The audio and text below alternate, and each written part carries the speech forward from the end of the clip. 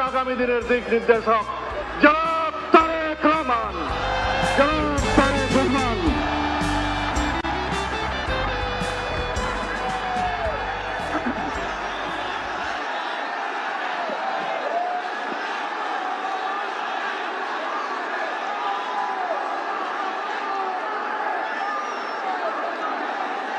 বিসমিল্লাহির রহমানির রহিম।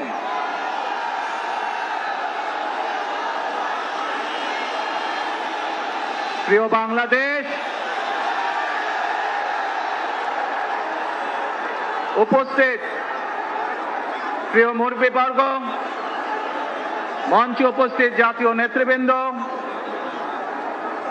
আমার সামনে উপস্থিত প্রিয় ভাই ও বোনেরা এবং মিডিয়ার মাধ্যমে সমগ্র বাংলাদেশ থেকে যারা দেখছেন এই অনুষ্ঠান, প্রিয় ভাই বোনেরা, প্রিয় মা বোনেরা, আসসালামু আলাইকুম।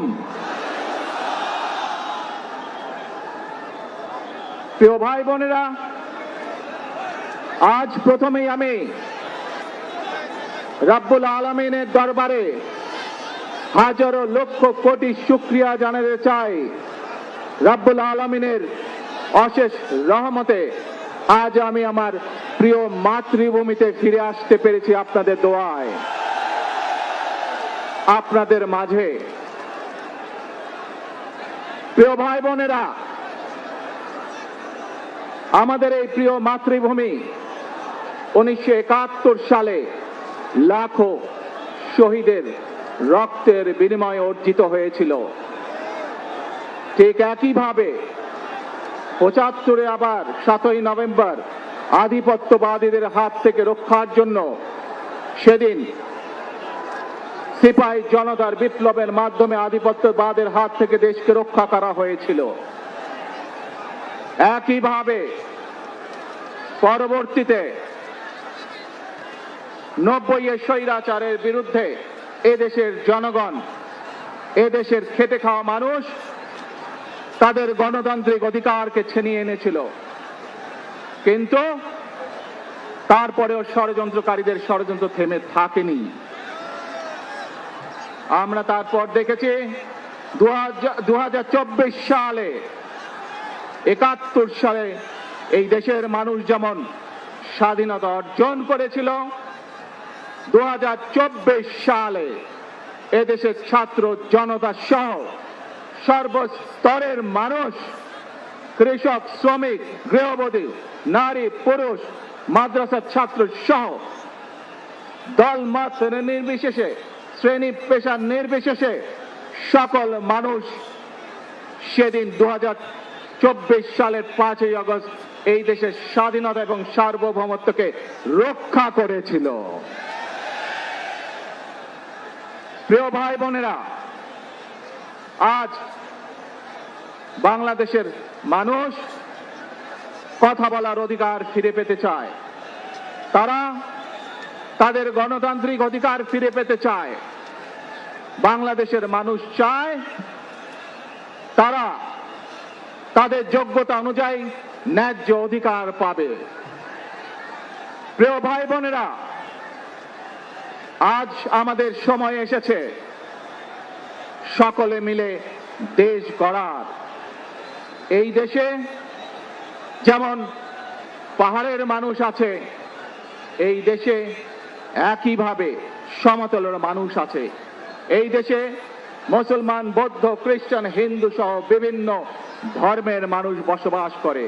আমরা চাই সকলে মিলে এমন একটি বাংলাদেশ গড়ে তুলব আমরা, যেই বাংলাদেশের স্বপ্ন একজন মা দেখেন, অর্থাৎ একটি নিরাপদ বাংলাদেশ আমরা গড়ে তুলতে চাই।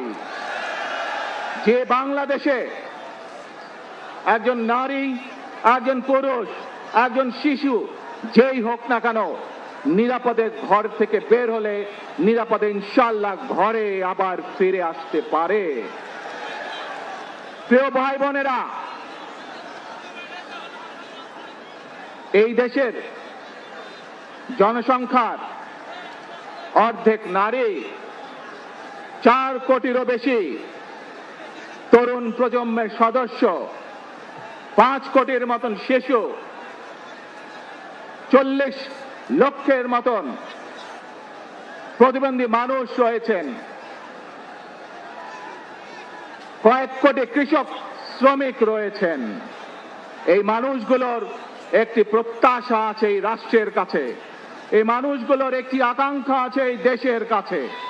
আজ আমরা সকলে যদি ঐক্যবদ্ধ হই, আজ আমরা যদি সকলে প্রতিজ্ঞাবদ্ধ হই, তাহলে আমরা এই লক্ষ কোটি মানুষের সেই প্রত্যাশাগুলো পূরণ করতে পারি ইনশাআল্লাহ। প্রিয় ভাই বোনেরা, 71 সালে আমাদের শহীদরা নিজের জীবন উৎসর্গ করেছিলেন এই রকম একটি বাংলাদেশ গঠনের জন্য। বিগত 15 বছর স্বৈরাচারের বিরুদ্ধে শত শত হাজারো গুম খুনের শিকার হয়েছে শুধু রাজনৈতিক দলের সদস্য নয়, নিরীহ মানুষও প্রতিবাদ করতে গিয়ে অত্যাচার নির্যাতনের শিকার হয়েছে, জীবন দিয়েছে। 2024 সাল মাত্র সেদিনের ঘটনা। কিভাবে আমরা দেখেছি আমাদের তরুণ প্রজন্মের সদস্যরা কিভাবে নিজের জীবন উৎসর্গ করেছে দেশের এই স্বাধীনতা এবং সার্বভৌমত্বকে রক্ষা করার জন্য। প্রিয় ভাই বোনেরা, কয়েকদিন আগে এই বাংলাদেশের 24 আন্দোলনের এক সাহসী প্রজন্মের এক সাহসী সদস্য ওসমান হাদিকে হত্যা করা হয়েছে। ওসমান হাদি শহীদ হয়েছে। প্রিয় ভাই বোনেরা, ওসমান হাদি চেয়েছিল এই দেশের মানুষের জন্য গণতন্ত্র প্রতিষ্ঠিত হোক, এই দেশের মানুষের গণতান্ত্রিক অধিকার প্রতিষ্ঠিত হোক, এই দেশের মানুষ তাদের গণতান্ত্রিক এবং অর্থনৈতিক অধিকার ফিরে পাক। আজ 24 আন্দোলনে যারা শহীদ হয়েছেন, ওসমান হাদি সহ 71 যারা শহীদ হয়েছেন, বিগত স্বৈরাচারের সময় বিভিন্নভাবে খুন গুমের শিকার হয়েছেন, এই মানুষগুলোর রক্তের ঋণ যদি শোধ করতে হয়, আসুন আমরা আমাদের সেই প্রত্যাশিত বাংলাদেশ গড়ে তুলব, যেখানে আমরা সকলে মিলে কাজ করব, যেখানে আমরা সকলে মিলে আমাদের প্রত্যাশিত বাংলাদেশকে গড়ে তুলব। প্রিয় ভাই বোনেরা, বিভিন্ন আধিপত্যবাদ শক্তির গুপ্তচরেরা বিভিন্নভাবে ষড়যন্ত্রে এখন লিপ্ত রয়েছে। আমাদেরকে ধৈর্যশীল হতে হবে, আমাদেরকে ধৈর্য ধারণ করতে হবে। বিশেষ করে তরুণ প্রজন্মের যে সদস্যরা আছেন, আপনারাই আগামী দিন দেশকে নেতৃত্ব দিবেন, দেশকে গড়ে তুলবেন। এই দায়িত্ব তরুণ প্রজন্মের সদস্যদেরকে আজ গ্রহণ করতে হবে, যাতে করে এই দেশকে আমরা সুন্দরভাবে গড়ে তুলতে পারি। শক্ত ভিত্তির উপরে গণতান্ত্রিক ভিত্তি, শক্তিশালী অর্থনৈতিক ভিত্তির উপরে যাতে এই দেশকে আমরা গড়ে তুলতে পারি। প্রিয় ভাই বোনেরা, আমার সাথে আজকে মঞ্চে এখানে বহু জাতীয় নেতৃবৃন্দ বসে আছেন। আসুন আজকে আমরা দুহাত তুলে আল্লাহর দরবারে দোয়া করে আল্লাহর রহমত আমরা চাই। যে সকল জাতীয় নেতৃবৃন্দ এই মঞ্চে আছেন, মঞ্চের বাইরে যে সকল জাতীয় আরো নেতৃবৃন্দ আছেন, আমরা সকলে মিলে এই দেশকে নেতৃত্ব দিয়ে আমাদের বাংলাদেশের জনগণের প্রত্যাশিত সেই বাংলাদেশকে আমরা গড়ে তুলতে চাই। আমাদেরকে যে কোনো মূল্যে আমাদেরকে এই দেশের শান্তি শৃঙ্খলা রক্ষা করতে হবে। যে কোনো উস্কানির মুখে আমাদেরকে ধীর শান্ত থাকতে হবে। প্রিয় ভাই বোনেরা, আমরা দেশের শান্তি চাই, আমরা দেশের শান্তি চাই, আমরা দেশের শান্তি চাই। প্রিয় ভাই বোনেরা, মার্টিন লুথার কিং নাম শুনেছেন না আপনারা? নাম শুনেছেন তো আপনারা? মার্টিন লুথার কিং, তার একটি বিখ্যাত ডায়লগ আছে, আই হ্যাভ এ ড্রিম। আজ এই বাংলাদেশের মাটিতে দাঁড়িয়ে আপনাদের সকলের সামনে আমি বলতে চাই, বাংলাদেশ জাতীয়তাবাদী দলের একজন সদস্য হিসাবে আপনাদের সামনে আমি বলতে চাই, I have a plan for the people of my country, for my country. আজ এই পরিকল্পনা দেশের মানুষের স্বার্থে, দেশের উন্নয়নের জন্য, দেশের মানুষের ভাগ্যের পরিবর্তনের জন্য যদি সেই প্ল্যান, সেই কার্যক্রম, সেই পরিকল্পনাকে বাস্তবায়ন করতে হয়, প্রিয় ভাই বোনেরা, এই জনসমুদ্রে যত মানুষ উপস্থিত আছেন, এই সারা বাংলাদেশে গণতন্ত্রের শক্তি যত মানুষ উপস্থিত আছেন, প্রত্যেকটি মানুষের সহযোগিতা আমার লাগবে। প্রত্যেকটি মানুষের সহযোগিতা আমাদের লাগবে। আপনারা যদি আমাদের পাশে থাকেন, আপনারা যদি আমাদেরকে সহযোগিতা করেন, ইনশাআল্লাহ আমরা I have a plan বাস্তবায়ন করতে সক্ষম হব। আসুন আমরা আল্লাহ রব্বুল আলামিনের দরবারে হাত তুলে প্রার্থনা করি, আমরা যেন হে রব্বুল আলামিন, হে একমাত্র মালিক, হে একমাত্র পরওয়ারদিগার, হে একমাত্র রহমত দানকারী, হে একমাত্র সাহায্যকারী, আজ আপনি যদি আমাদেরকে রহমত দেন, তাহলে আমরা এই দেশের মানুষ কঠোর পরিশ্রম করার মাধ্যমে আমাদের প্রত্যাশিত বাংলাদেশকে গড়ে তুলতে পারবো। আজ যদি আল্লাহর রহমত এই দেশ এবং এই দেশের মানুষের পক্ষে থাকে, আল্লাহর সাহায্য, আল্লাহর দয়া এই দেশের মানুষের উপরে, এই দেশের উপরে থাকে, ইনশাআল্লাহ আমরা আমাদের প্রত্যাশিত বাংলাদেশ গড়ে তুলতে সক্ষম হব। প্রিয় ভাই বোনেরা, আজ আসুন আমরা সকলে মিলে প্রতিজ্ঞা করি, আমরা সকলে মিলে প্রতিজ্ঞা করি যে ইনশাআল্লাহ আগামী দিনে দেশ পরিচালনার দায়িত্বে যারা আসবে, আমরা সকলে নবী করিম সাল্লাল্লাহু আলাইহি সাল্লামের যে ন্যায়পরায়ণতা, সেই ন্যায়পরায়ণতার আলোকে আমরা দেশ পরিচালনার সর্বোচ্চ চেষ্টা করব। প্রিয় ভাই বোনেরা, আজ আপনারা জানেন এখান থেকে আমি আমার মা দেশনেত্রী খালেদা জিয়ার কাছে যাব। এই একটি মানুষ, যে মানুষটি এই দেশের মাটি, এই দেশের মানুষকে নিজের জীবনের থেকেও বেশি ভালোবেসেছেন। তার সাথে কি হয়েছে আপনারা প্রত্যেকটি মানুষ সে সম্পর্কে অবগত আছেন। সন্তান হিসাবে আপনাদের কাছে আমি চাইবো, আজ আল্লাহর দরবারে আপনারা দোয়া করবেন যাতে আল্লাহ ওনাকে তৌফিক দেন, উনি যাতে সুস্থ হতে পারেন।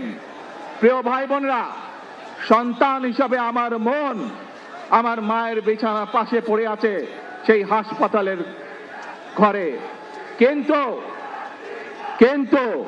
সেই মানুষটি যাদের জন্য জীবনকে উৎসর্গ করেছে, অর্থাৎ আপনারা এই মানুষগুলোকে, যাদের জন্য দেশনেত্রী খালেদা জিয়া জীবন উৎসর্গ করেছেন, নিজের জীবন, সেই মানুষগুলোকে আমি কোনোভাবেই ফেলে যেতে পারি না। এবং সেজন্যই আজ হাসপাতালে যাবার আগে আপনাদের প্রতি সহ টেলিভিশনগুলোর মাধ্যমে যারা সমগ্র বাংলাদেশে আমাকে দেখছেন, আপনাদের সকলের কাছে কৃতজ্ঞতা প্রকাশ করার জন্য আজ আমি এখানে দাঁড়িয়েছি আপনাদের সামনে। প্রিয় ভাই বোনেরা, আসুন আমাদেরকে আজকে নিশ্চিত করতে হবে, আমরা যে ধর্মের মানুষ হই, আমরা যে শ্রেণীর মানুষ হই, আমরা যে দলেরই রাজনৈতিক দলের সদস্য হই অথবা একজন নির্দলীয় ব্যক্তি হই, আমাদেরকে নিশ্চিত করতে হবে যে কোনো মূল্যে আমরা আমাদের এই দেশের শান্তি শৃঙ্খলাকে ধরে রাখতে হবে। যে কোনো মূল্যে যে কোনো বিশৃঙ্খলাকে পরিত্যাগ করতে হবে। যে কোনো মূল্যে আমাদেরকে নিশ্চিত করতে হবে যাতে মানুষ নিরাপদ থাকতে পারে। শিশু হোক, নারী হোক, পুরুষ হোক, যে কোনো বয়স, যে কোনো শ্রেণী, যে কোনো পেশা, যে কোনো ধর্মের মানুষ যেন নিরাপদ থাকে, এই হোক আমাদের চাওয়া আজকে। প্রিয় ভাই বোনেরা, আসুন, প্রিয় ভাই বোনেরা, সবাই মিলে আজ আমরা প্রতিজ্ঞাবদ্ধ হই, সবাই মিলে করব কাজ। কে জোরে আরো, সবাই মিলে করব কাজ, গড়ব মোদের বাংলাদেশ। ইনশাআল্লাহ আপনাদের সকলের কাছে দোয়া আছে, আবারও সকলকে যে কোনো মূল্যে দেশে শান্তি শৃঙ্খলা রক্ষার আহ্বান জানিয়ে যে কোনো বিশৃঙ্খলাকে পরিহার করে ধৈর্যের সাথে মোকাবেলা করার আহ্বান জানিয়ে আমার বক্তব্য শেষ করছি। আবারও আপনাদের কাছে কৃতজ্ঞতা প্রকাশ করছি আজকে আমাকে এইভাবে বরণ করে নেওয়ার জন্য। আল্লাহ হাফেজ। বাংলাদেশ জিন্দাবাদ, বাংলাদেশ জাতীয়তাবাদী দল জিন্দাবাদ। আসসালামু আলাইকুম।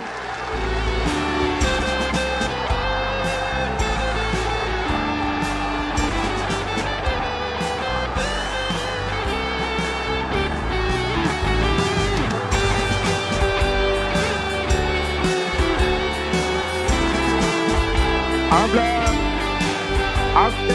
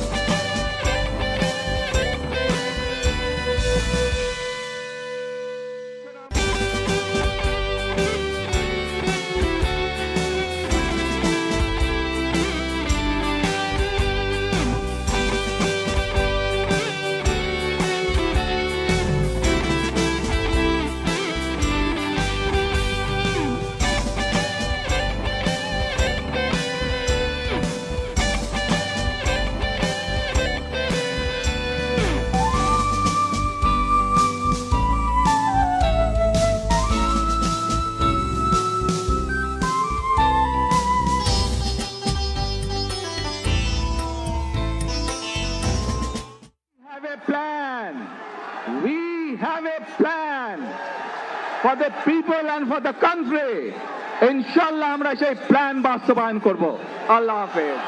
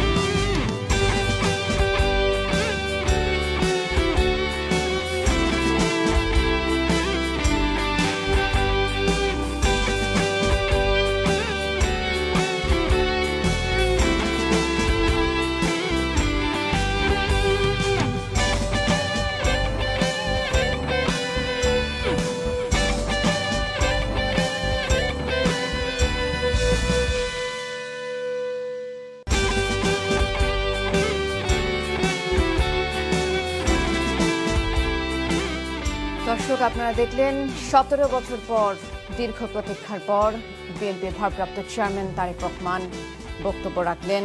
36 জুলাই এক্সপ্রেসওয়েতে পৌঁছেছেন তিনি। দর্শক তারেক রহমান বক্তব্য রাখলেন এবং সারা দেশের মানুষের প্রতি, আল্লাহর প্রতি তিনি কৃতজ্ঞতা প্রকাশ করেছেন। আছেন আমাদের সহকর্মী হাসান মাহমুদ, যুক্ত হচ্ছেন আমাদের সাথে।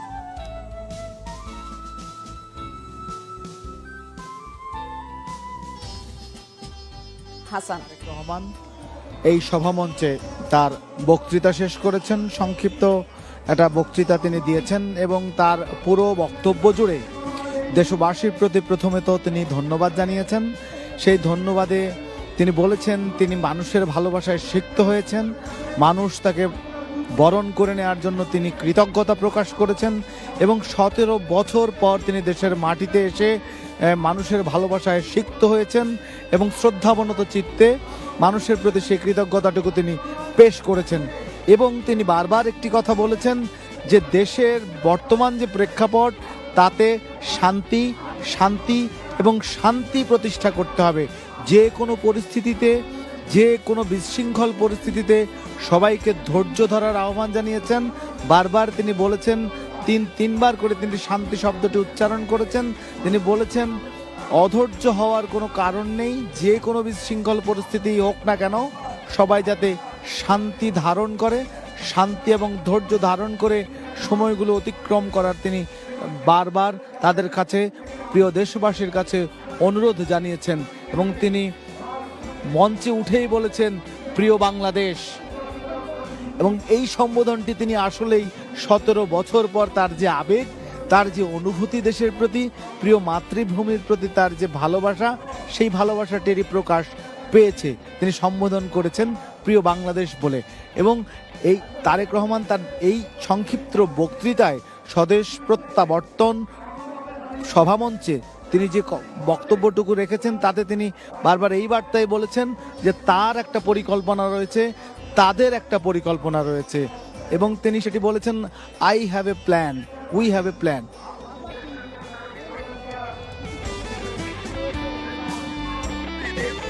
এবং সেই জায়গায় তিনি বারবার বলেছেন যে তার একটা পরিকল্পনা রয়েছে এবং সেই পরিকল্পনা তিনি বাস্তবায়ন করতে চান। সেই পরিকল্পনা সবার মানুষের ভালোবাসা এবং পুরো দেশবাসী তার পাশে থাকবে, এটাই তিনি প্রত্যাশা করেছেন। এবং তিনি বলছেন যে দেশবাসী তাকে সহযোগিতা করবে এবং দেশবাসী তার পাশে থাকবে। এবং সেই সভামঞ্চে তিনি তারেক রহমান তার সংক্ষিপ্ত বক্তৃতায় তার পরিকল্পনার কথা বলেছেন এবং সেই পরিকল্পনা তারা বাস্তবায়ন করতে চান, দেশবাসীর সহযোগিতা চান এবং সবাই তার পাশে থাকলে, তিনি প্রত্যাশা অনুযায়ী সবাই তাদের পাশে থাকলে, জাতীয়তাবাদী আদর্শের পাশে থাকলে তিনি প্রত্যাশা অনুযায়ী একটি বাংলাদেশ, পরিকল্পনা অনুযায়ী তিনি যে পরিকল্পনা সাজিয়েছেন সেই পরিকল্পনা অনুযায়ী একটি বাংলাদেশ উপহার দিতে চান। যেই বাংলাদেশে সবাই অন্ন বস্ত্র বাসস্থানের পাশাপাশি নিরাপদ বোধ করে, এই নিরাপত্তার কথা তিনি বারবার বলেছেন। এবং এখন এই সভামঞ্চ থেকে তারেক রহমান যাবেন তার মায়ের পাশে, তার মায়ের কাছে, এভার কেয়ার হাসপাতালে, যেখানে তার মা বেগম খালেদা জিয়া রয়েছেন। এবং তিনি এই সভামঞ্চে সেই বক্তব্যটিও দিতে ভুলেননি। তিনি বলেছেন যে মায়ের বিছানার পাশে আমার মন পড়ে আছে, মায়ের বিছানার পাশে তার মন পড়ে আছে। তবুও যে মা কাজ করেছেন বাংলাদেশের মানুষের জন্য, বেগম খালেদা জিয়া বাংলাদেশের মানুষের জন্য তার জীবনের সমস্ত সময়টুকু যে ব্যয় করেছেন, মানুষের উন্নয়নের জন্য, মানুষের ভোট ও ভাতের অধিকারের জন্য যিনি লড়েছেন, সেই মানুষকে ছেড়ে সেই মানুষের সাথে তাই তিনি প্রথমে কথা বলতে চেয়েছেন এবং কথা বলে তিনি তার মায়ের পাশে যাচ্ছেন। অর্থাৎ মা যাদের জন্য কাজ করেছে, যে জনগণ, বাংলাদেশের মানুষ, সেই বাংলাদেশের মানুষের কাছে তাই তিনি প্রথমে অ্যাড্রেস হয়েছেন। তিনি প্রথমে বাংলাদেশের মানুষকে প্রতি কৃতজ্ঞতা যেমন জানিয়েছেন, ধন্যবাদ জ্ঞাপন করেছেন তাকে বরণ করে নেওয়ার জন্য এবং দেশের মাটিতে পা রেখেছেন তিনি। দেশের মানুষ তাকে ভালোবাসা, শ্রদ্ধা আর অভিনন্দনে সিক্ত করেছে। সেই কৃতজ্ঞতাটুকু জানিয়ে তিনি এখন আবার চলে যাবেন এভার কেয়ার হাসপাতালে। সেখানে তিনি তার মায়ের সাথে মায়ের শারীরিক অবস্থার খোঁজ নেবেন এবং তার মায়ের চিকিৎসার খোঁজ খবর নেবেন, মায়ের সাথে কথা বলবেন। এবং বেগম খালেদা জিয়া অসুস্থ এবং শয্যাশায়ী, আমরা জানি, সবাই জানি এবং আপনারা জানেন। তো সেইখানেই তিনি কিছুটা সময় অতিক্রম করবেন এবং মায়ের সাথে কথা বলবেন। আমরা দেখেছি যে মঞ্চ থেকে ইতিমধ্যেই তারেক রহমান মঞ্চ থেকে নেমে গেছেন এবং তিনি আবারও গাড়িতে উঠবেন। কিন্তু এই মঞ্চ থেকে গাড়ির যে দূরত্ব, সেই দূরত্বের মধ্যে যে বিপুল সংখ্যক নেতাকর্মী, সেই ভিড়, চাপ এবং মানুষের ভালোবাসা সব কিছুই যদি বলি, সেটা সামলে গাড়ি পর্যন্ত উঠতেও তার আসলে কয়েক মিনিট লেগে যাবে। আমরা দেখতে পাচ্ছি গাড়িটি দাঁড়িয়ে আছে এবং সেই গাড়ির মধ্যেই তিনি হয়তো কিছুক্ষণের মধ্যে চড়বেন। সেই গাড়িতে চড়ার পর গাড়িটি হয়তো ছেড়ে দেবে, আবার এভার কেয়ার হাসপাতালে তিনি যাবেন। তবে এই সময়টাও খুব লম্বা সময় হবে বলে মনে করা হচ্ছে, কারণ সভা ভেঙেছে। নেতাকর্মীরা যারা এখানে দূর দূরান্ত থেকে গতকাল রাত থেকে আছেন, কেউ দুপুরে যুক্ত হয়েছেন, কেউ সকালে যুক্ত হয়েছেন, কেউ ভোরে, কেউ গতকাল রাতে, সেই নেতাকর্মীরা সভা মঞ্চের চারপাশে যারা ছিল তারা আস্তে আস্তে বাড়ি ফিরতে শুরু করেছে বা তাদের সভামঞ্চ ত্যাগ করতে শুরু করেছে, যার কারণে এইখানে এক ধরনের বড় জটলা তৈরি হচ্ছে, অর্থাৎ এক ধরনের জট তৈরি হবে। কারণ সবাই, এত বিপুল সংখ্যক মানুষ এখানে উপস্থিত রয়েছে, তারা বেরিয়ে যেতে যে যার পথে বেরিয়ে যাবার সময়ও এক ধরনের জনজটলা, মানুষের জটলা তৈরি হবে। সেইটার ভেতর দিয়ে আবার তারেক রহমানের গাড়িও বের হবে। তো সব মিলিয়ে এইটা একটু সময় কিছুটা লেগে যাবে এবং মানুষ কিন্তু দলে দলে কিন্তু আস্তে আস্তে বাড়ি, সভামঞ্চ থেকে বাড়ি ফেরার পথে বা যে যার গন্তব্যের দিকে, যে যেখান থেকে যাবেন বা যেখানে যাবেন গন্তব্যের দিকে কিন্তু মানুষ যাওয়া শুরু করেছে। এবং সেই মানুষের এই যাওয়াটা আর কারণে কিন্তু এই অঞ্চলে, অর্থাৎ এই পুরো এলাকাটিতে এক ধরনের বলা যায় যে মানুষের জটলা তৈরি হচ্ছে এবং হবে। তারেক রহমানকে বহনকারী যে গাড়িটি, বাসটি, সেটি সভামঞ্চের সামনেই রয়েছে। যদিও এই বাসে করে তিনি এসেছেন এবং তার কিন্তু ব্যক্তিগত গাড়িও রয়েছে, কিন্তু তিনি হয়তো পেছনে গাড়ি রয়েছে তার জন্য কিন্তু তিনি হয়তো আবার যতদূর আমরা জানতে পেরেছি আবার বাসেই হয়তো উঠবেন। এবং যেহেতু তার সঙ্গে সফর সঙ্গীরা রয়েছেন, সফর সঙ্গী নয়, তার সঙ্গে তার যে সঙ্গীরা রয়েছেন, বলা যায় তিনি তো দেশেই ফিরেছেন, তো স্বদেশে ফেরার পথে যারা যুক্ত হয়েছেন তার সাথে তাদের অনেকেই রয়েছেন কন্যা, স্ত্রী ডাক্তার জুবাইদা রহমান, কন্যা ব্যারিস্টার জাইমা রহমান ছাড়াও তার যে আত্মীয় কিংবা পরিজন ছাড়াও তার যে অফিসিয়ালস, অর্থাৎ তারা রয়েছেন এবং সঙ্গীরা তাদেরকে নিয়েই, তাদেরকে সহই তিনি তার মায়ের কাছে যাবেন।